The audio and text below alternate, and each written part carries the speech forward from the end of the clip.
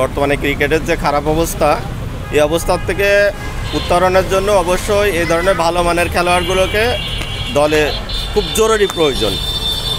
এবং সাকিবের সাথে আরও যারা ভালো আছে যেমন মাশরাফি, তাকেও অবশ্যই দরকার, কারণ তারা আসলে দেশের যে দুর্নীতি ক্রিকেটের বা অন্যান্য যে সমস্যাগুলো আছে আশা করি সেগুলো দ্রুতই সমাধান হবে ইনশাল্লাহ। তাদের অনুপস্থিতিতে দেশের ক্রিকেটটা ধ্বংসের দিকে চলে গেছে।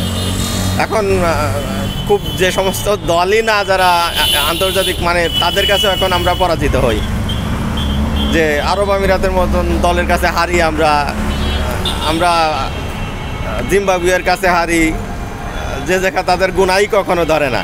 তাহলে আমাদের কি অবস্থান তৈরি হয়েছে? সাকিব আল হাসান হচ্ছে বাংলাদেশ ক্রিকেটের ব্র্যান্ড, সেই সাথে বিশ্ব ক্রিকেটের সে অ্যাম্বাসেডর বলা যায়। কারণ হচ্ছে তার পরিচিতি বাংলাদেশে যেমন আছে, বিশ্ব ক্রিকেটে তার পরিচিতিটা আছে।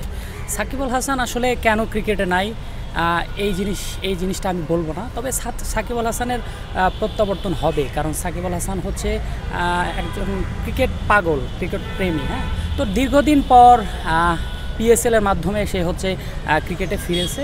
তো আশা করব যে সামনে সে ক্রিকেটে আবারও ফিরবে, কারণ দুটি ম্যাচ তার পারফরমেন্স কেমন ছিল বা ছিল না এটা হচ্ছে বড় কথা না, তবে সামনে সময় আসছে সাকিব আবারও ফিরবে। সাকিব আপনারা জানেন ব্যাটে পারফরমেন্স না করলেও বলে পারফরমেন্স থাকে।